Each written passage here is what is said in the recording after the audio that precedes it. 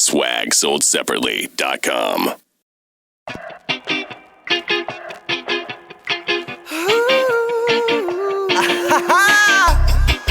Hey, come on at me now. And I swear yesterday was yesterday until I found out my investments say I was spending more time. Hey guys, what's going on here? MK Trey here, SwagSoldSeparately.com, here with Radical Something at Paradise Rock Club, Boston, Massachusetts. What's going on, guys? What's up? So you guys, it's been, what, about 2 years now. You guys been grinding. Came out Long Hair, Don't Care, Be Easy. Now we're sitting here at Paradise Rock Club. What's this mean to you standing here today in Boston? It's amazing, you know, it's like every time we've come to Boston, we started, I think the first show we had like 70 kids, and the next show we had like a few hundred, and the last show we had 500, and now I don't even know how many people are here, but it's amazing to just watch this movement that we've built grow. And you guys have a super unique sound. You know, how did that come about? How did you guys all meet up? I know, Loggy, you had your own solo career. I'm sure you guys had your own solo careers before as well, but whose idea was it, hey, let's get together and let's start something fresh, something new? Kind of just happened by chance, to be real. Like, me and Loggy, I've been DJing and producing since I was like 12. And I met Loggy in college, and he started putting out some music, and so I started spinning for him. And then we got done with school and went out to New York, and we actually just met Josh by chance, and he was doing his own thing out there. And Be Easy, the first song we ever made, basically happened like that. Like in 20 minutes, the thing was out, and it was like put together, and the sound was sort of cultivated. So it's kind of crazy, like how it happened, but it happened by chance. And then we ended up coming back a few months later, and like made a few more songs, and we were like, yo, like we should keep rocking this. This is a cool thing. So it's like a collaborative deal. So organic. It was so unplanned, and it was like Josh came into the studio and Red was making this beat, and I was like writing music with a reggae band, and we were just chilling, and it happened like that. But I will say that after we started, when we went to Florida, we started making some more music together. Me and Red took each other aside and said to each other, we need to lock this kid down. Because me and Red had our thing going, and we were doing our stuff, but it was like, dude, this is unique, and this can be built upon. And we were like, we got to lock this kid down, because this kid's a superstar. And we were like, we got to do anything we can to be like, yo, we got to make a band, you know? And like, that's what happened. Damn, what you think about me? Cause you think about me. I know we all got our problems. It's hard to look away, but it's our love, Boston. It's our love today. I think the greatest thing about us, and I know we all feel the same way, is what we write is the truth. So you take a song that has pop elements, Say Yes, Vibe to This, something like that, and then you look at songs like Be Easy in California, like chiller, acoustic, hip hop, reggae, more grungy, Cuddy Spot, we've made a bunch of different type of tracks. We put out 70 songs in 2 years. You know, like we find that the best thing we can do is to kind of envelop like a massive amount of sounds, because we all come from so many backgrounds. EDM heads. We've been to so many concerts, raging to DJs. We've gone to billions of reggae shows, massive pop act bands like Coldplay, to the littlest country bar in downtown Austin with 7 people there, and so inspired. It doesn't matter to us, like all the music that we hear, you know, in our brains, it subconsciously comes out. And like we can, you know, we love the fact that people don't judge us putting out a song that has like a ska pop feel, and then we go back in the studio, and what do you know, Radical Something puts out a song like Pure that's a singer-songwriter, epic, you know, really inspirational, motivational, low-key track. You know, I don't know, I love that about us personally.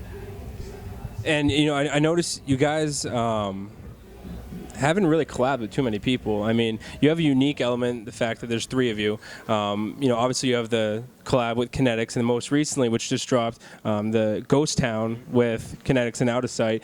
You know, do you find it difficult to add another element to the mix every now and then, or is that just by choice? No, man, you know, we just, you know, when we've collabed with people, it's because we have a personal relationship. With Kinetics, not only do we with everything, respect him as a writer, as an artist, but he's our friend, you know. So that's what makes a collab easier. And Out of Sight has been on tour with us. So, and did you hear that, the Ghost Town song? Oh, I absolutely love it. Yeah, it's kind of a funny story because Out of Sight, that was supposed to be on Out of Sight's album. The original beat to that song was supposed to be on Out of Sight's album. And Kinetics and I wrote that chorus about 2 years ago, just placement writing. And Kinetics and I always loved it. And we've been talking like we're gonna drop Ghost Town. We're eventually gonna drop it because we all really liked it, you know. And then finally, like it kind of just worked out that we were able to put it out. This city's a ghost town. I live in a ghost town. Say goodbye to your friends. The lost love that never had a chance. Where the music's too slow. While you're on the road so much, you're always writing, you're always working. Where do you find time to listen to new music? Where do you find new music? And how do you? I mean, where do you go? I mean, do you always go to swagsoldseparately.com to download new music? Or, I mean, it's a legitimate question that I always forget to ask. Every time I do an interview, I always forget to ask that question. Yeah. But I know how busy I am. But part of my job is to find new music. So, I mean, I have the time for it. But where you guys are constantly always trying to be creative, when do you take time to sit down like, oh, I've never heard of this kid before. Let me check him out. Like, oh, he's dope. Like, where do you find time for that? I know mine. I'm a massive Shazam addict. I was in my girl Callie's car the other night. She's playing song after song after song. I'm just like low key, just like putting my phone up to the speaker, Shazamming. When I'm in the store or I'm walking around, I hear a song on the radio. That's how I hear it. Because mostly, I mean, like, honestly, what sucks is like a lot of songs, like, it's so hard to pirate music nowadays. Dude, free MP3s are so difficult to come by, I swear. I can barely steal anything anymore. So, but, I mean, and then I hit the blogs every now and then, but I love discovering off the tune, like, the passive one, Rizloppy. I'll be real. I don't know. I think there's other people like me out there, but I spend most of my time making music, and like a lot of times I feel like trying to see what's hot is sort of taints your view and sort of gets you feeling like you need to make stuff like other people. So I kind of just like shelter myself and don't really like listen to what's going on. But I will say that like I do surf the blogs, and I do recently been checking out Spotify a lot, and I think that's worked for me because I'm always like I remember like a year and a half I've been like I need new music because he's the one that usually always gives me music, but now it's like he's not. Yeah, I know I don't have him anymore, but like yeah, man, and just friends and stuff, but like the blogs and Spotify. But with that being said, about you not really trying to take a look at what other people are doing. It's not that I'm not trying to look, because like I recently have been, and I like it. I'm like, oh my god, like I feel like I'm a kid again. I get to like look at new music, but it's just like I just try and be wary of like fads in music and just like trying to bite off people's stuff, and it's just like I hate that. I just rock with like the memory of like the music that I grew up on and like what really influenced me, and that's kind of like where I try to get my inspiration. I still listen to the same old records all the time. Have you ever like made a beat that you were super pumped about, and then you showed someone, they're like, yeah, it sounds just like that? Kinda, not really. Well, some people are always like, oh, it sounds like Sublime or reggae or something. And it's like, yeah, because that's what I grew up on, and like that's what I love, and like kind of anything else is kind of just like whatever. But like I don't know, I don't think people say we sound sort of like people, but I know that we have our own sound, which is the combination of all of our influences. So when you were talking, Josh, you were saying how you see people in the crowd. Just to the fans out there, you guys actually notice them. You see people in the fans. You see their tweets. You read their comments. I mean, you guys actually notice that stuff. Yeah, man, I will say it at shows, and obviously, you can't talk to. I mean, I guess you kind of can talk to every person directly, but the only way to truly do that. Yeah, we have a phone that people can call us and text us on, but yeah, and I said it at the show the other night, and it's like I said something to the effect of like, I see people in this crowd that have been with us since the beginning, and I have, like seeing people that it's like they've been to every show we've ever done in their city or a city something that they can drive to, and it's like it's crazy, man. feels good.